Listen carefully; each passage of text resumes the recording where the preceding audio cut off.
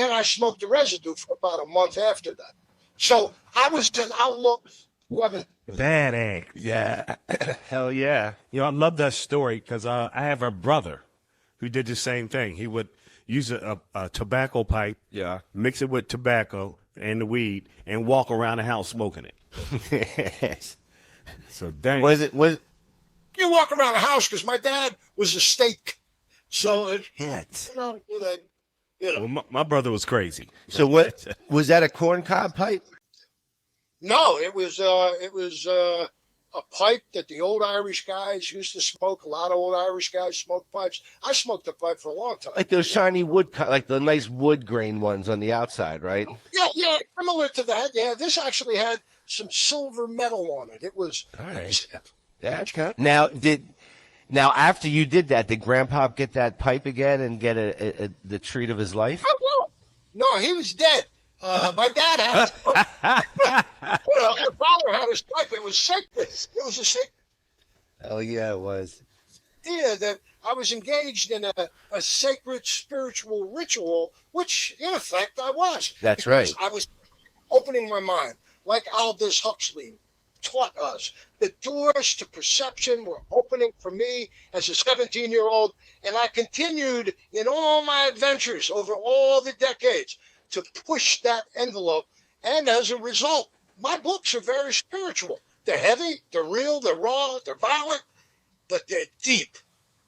Yeah, they are. You're a very good promoter of your book because I just want to dive into it right now. Okay. Yeah. And once you I know a little bit later you get into your book here, but read a little bit about you, and you have a couple other books there that are interesting. So once we get to the red wine, weed, wine, and magic, we'll I have a couple questions for you. Yeah. You can ask me anything. The pursuit of truth is always noble. Well, I'm going to take that as an opening to go back to a piece of what you were just talking about in your opening introduction. What happened when you went to prison? What was that about? And how did all of these other people become involved in it? I just need to know. And you don't have to tell me the whole thing. Just give me a little bit. Well, the good news is I didn't go to prison because we fought them because I was working for corporate media and my company had a lot of money and they agreed to fight this injustice. And we're going back to like 1991, 1990.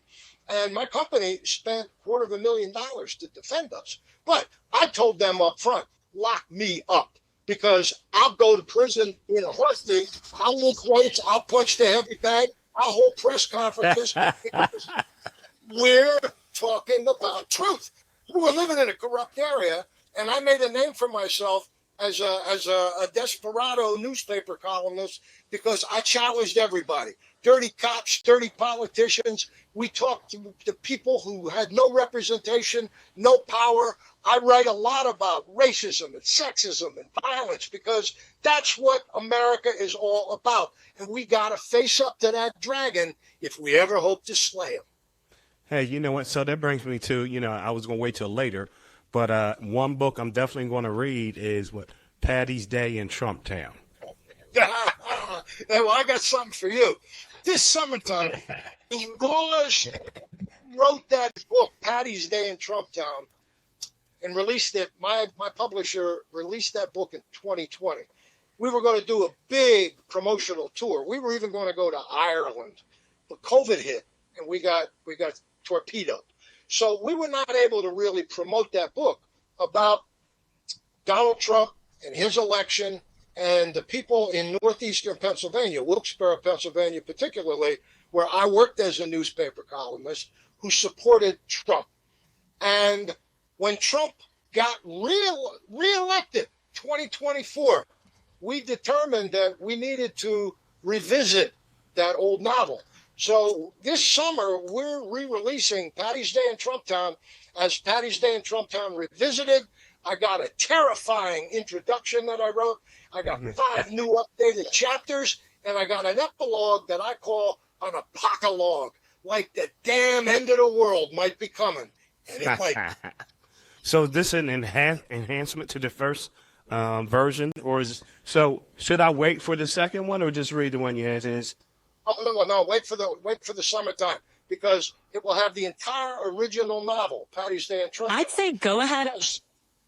Plus the updated 5 chapters, which brings us up to contemporary America, where we're all waiting to see whether we go, no pun intended, Cheech and Chong, up in smoke.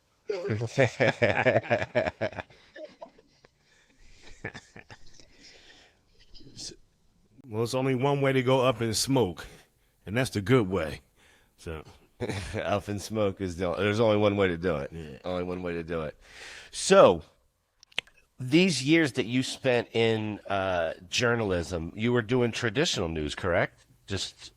Well, traditional news in the sense that I was a traditional investigative reporter, a traditional commentator, but I did it with my perspective. I did it by pushing the envelope. I went farther than most newspaper columnists in America go. And as a result, I got a lot of heat, and I liked that. I thrived on the heat. But I also got into a jam with bosses, corporate hacks. I had some good support. Without the good support, I'd have never been able to do it. But I had some real bad support too, and that's why people don't trust media. Most people trusted me, whether they agreed with my perspective or not. They trusted me, and then they feared me. The other side, which I considered to be the true enemy of the people, feared the truth. And that's what will set us free. Some long-haired, bearded dude said that one time. Some hippie, huh? Well, I'll tell you what, that is, you are right. The truth is the truth is the truth. Let me ask you this. Were you able to cover within your coverage, were you able to talk about cannabis related things? Was that permitted within your news organization? It was permitted, but it wasn't really something during the time I was a journalist with corporate media that people were talking about. Most people only talked about weed when somebody got busted. Now, however, I still operate as an outlaw journalist, and my latest foray into the search for truth is pushing our Pennsylvania Governor, Josh Shapiro, to tell us the truth. For the past couple of months, I've been pressuring the Pennsylvania governor's press office to ask the governor a very simple question, because he's pushing to legalize recreational cannabis, which is good. But my question is simple. Did you ever get high, Josh? They won't answer. They won't answer the question. Well, I'm gonna say. And then I thought, what is this? Then I thought to myself, what about the state police commissioner? I wonder if he ever got high. So I've been pushing the state police as well. They won't answer the question either, man.